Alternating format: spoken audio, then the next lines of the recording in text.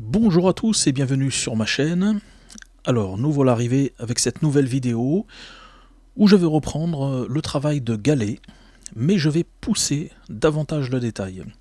Alors il faut savoir que ce genre de réalisation, on peut s'amuser réellement, c'est-à-dire qu'on a donc une réalisation qui nous permet de retravailler jour après jour, on peut amener du détail, beaucoup plus de profondeur, et vous allez voir que la différence avec la vidéo précédente, c'est que je vais vraiment accentuer cette profondeur et agrémenter le tout avec un trompe-l'œil. Voilà, ce qui va permettre vraiment de faire décrocher cette réalisation, et j'espère que c'est ce que vous allez pouvoir retirer de cette vidéo.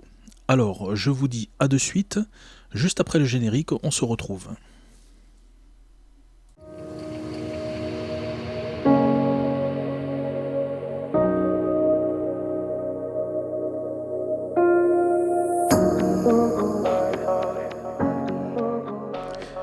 Alors nous allons rentrer dans le détail assez rapidement.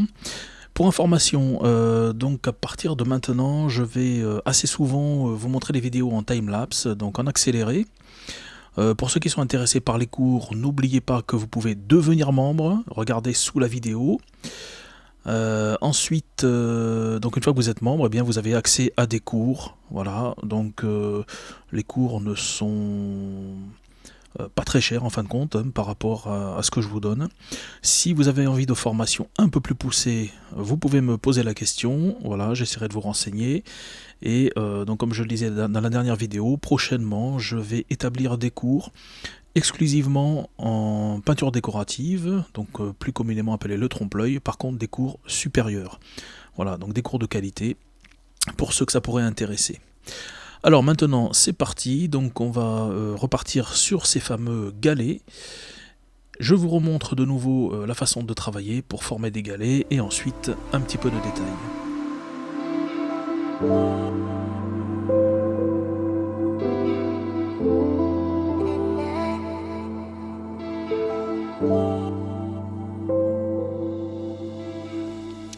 Alors pour les plus curieux, vous pourrez faire un retour arrière sur la vidéo précédente et vous remarquerez que cette fois-ci je forme des galets vraiment différents. Hein. Vous voyez la forme.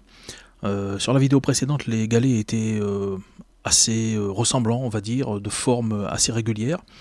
Et ici je vais faire un travail un petit peu différent.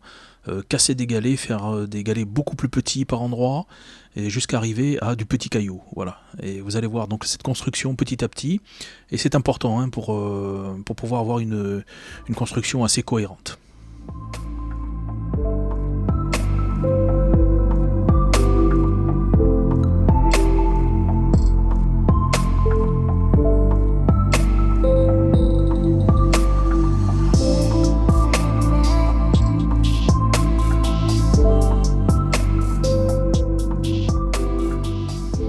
Une fois que j'ai précisé la forme des galets, que j'ai donc fait un petit peu toute la structure, eh bien j'attaque simplement donc la mise en place des galets, à savoir cette technique donc d'ombre et lumière. Je vais positionner donc la hauteur ou la profondeur en fin de compte des galets. Voilà ce qui va me permettre ensuite de créer éventuellement des mouvements d'eau.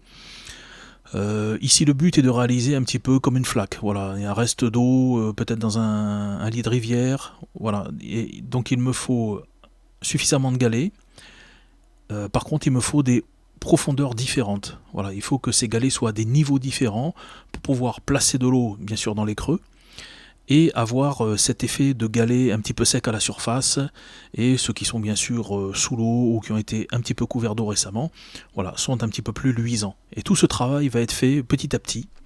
Voilà, je vous invite donc à regarder la suite. Et voilà le premier galet. Alors, tout juste formé, donc il y a ce travail important d'ombre et lumière pour apporter ces volumes.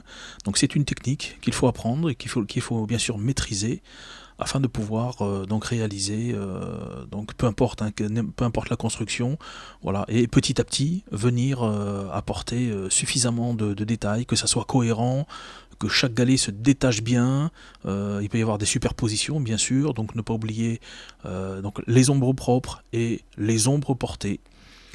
Voilà, donc ça c'est un cours indispensable pour toute réalisation d'un tableau.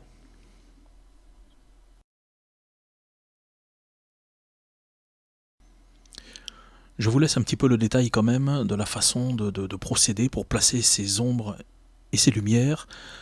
Et c'est vraiment un travail très très important. Si mes élèves passent par là, ils reconnaîtront le travail que je leur ai fait faire récemment, en un petit peu plus poussé bien sûr, puisque ce genre de travail, on commence par des formes simples, des sphères, des cubes, des cylindres, et on vient faire ce travail d'ombre propre et d'ombre portée. Alors, si on ne maîtrise pas cette technique-là, malheureusement, et c'est souvent le résultat, on ne peut pas avoir des tableaux cohérents. C'est vraiment un exercice à faire, à travailler, à répéter. Et une fois qu'on le maîtrise, on peut se lancer dans quelque chose d'un petit peu plus complexe. Alors ensuite, pour la composition, donc vous remarquez quand même que je n'ai pas que des galets, comme sur la vidéo précédente, mais que j'ai fait une composition où on a donc des formes de rochers plats tout en bas, les galets, et ensuite donc je viens de faire une bordure de plage avec du gravier. Alors je ne vous ai pas montré cette technique qui n'est pas très compliquée, mais pour ceux que ça intéresse, n'oubliez pas donc qu'il y a les cours et que je peux vous faire des cours particuliers si vous le demandez. Donc n'hésitez pas et pensez que donc sous la vidéo vous pouvez donc devenir membre et choisir un petit peu la formule que vous voulez. Ensuite, donc quand vous avez fait ce genre de réalisation, surtout, je le répète assez souvent, reculez-vous. Regardez un petit peu l'ensemble de votre travail pour voir un petit peu si c'est suffisamment cohérent, s'il ne manque pas quelque chose, si vous n'avez pas oublié peut-être des points de lumière sur un galet ou de l'ombre. Voilà. Par contre, tout ce travail, que ce soit les ombres ou que ce soit les lumières, il faut savoir qu'on peut revenir travailler dessus et c'est ce que je vais faire au fur et à mesure de cette démonstration.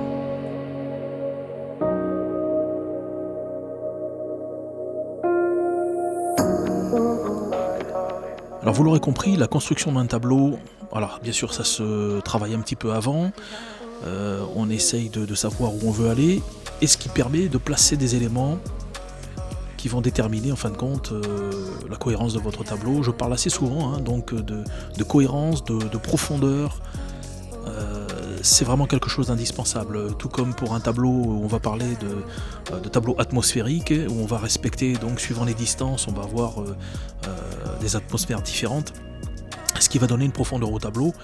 Bien là c'est exactement la même chose, donc votre composition vous allez la travailler. Ici je retravaille également donc le gravier qui est en bordure, donc un petit peu de plage on va dire, bordure de rivière, et le fait de travailler également donc ce gravier va apporter encore plus de détails et encore plus de profondeur. Voilà, donc c'est une construction qui est indispensable, et vous allez voir qu'à chaque étape comme ça, le tableau, on va avoir l'impression alors qu'il se creuse, mais on a vraiment cette sensation voilà, de plonger à l'intérieur en fin de compte. Et vous allez voir, ça va s'accentuer petit à petit.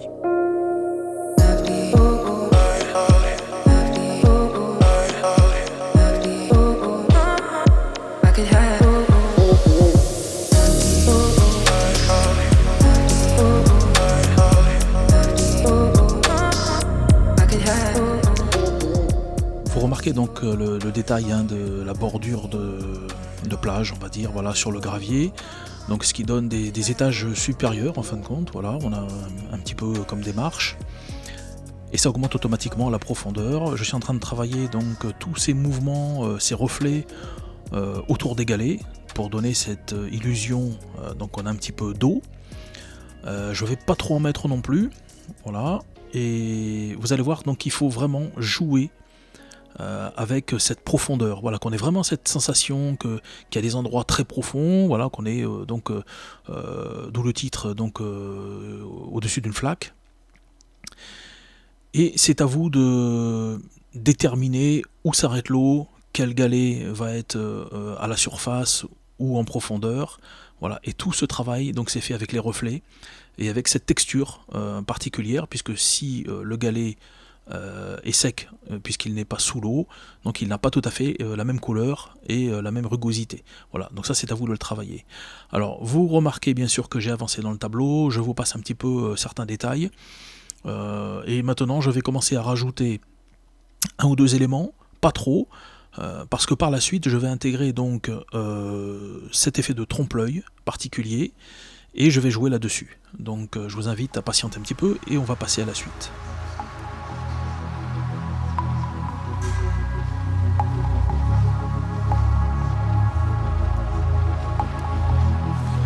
vous aurez sûrement remarqué que j'ai basculé le tableau pour pouvoir travailler. Donc là je suis en train de réaliser un faux cadre.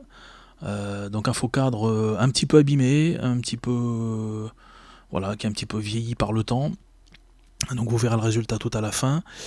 J'ai apporté quelques éléments nouveaux donc qui sont en préparation, hein, vous le voyez, donc les deux esquisses d'escargot, voilà, qui vont apporter encore plus de détails, puisque eux vont être en premier plan. Voilà, donc je retourne, je remets le tableau délicatement dans le bon sens.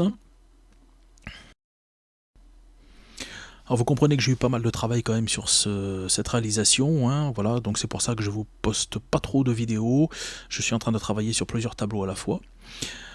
Alors, petite parenthèse, n'oubliez pas, pour ceux qui ne sont pas abonnés, n'hésitez pas à vous abonner, c'est totalement gratuit. Vous pouvez également donc devenir membre si vous le voulez en cliquant sur l'onglet rejoindre sous la vidéo. Et également donc m'aider si vous le souhaitez en cliquant sur le petit onglet merci.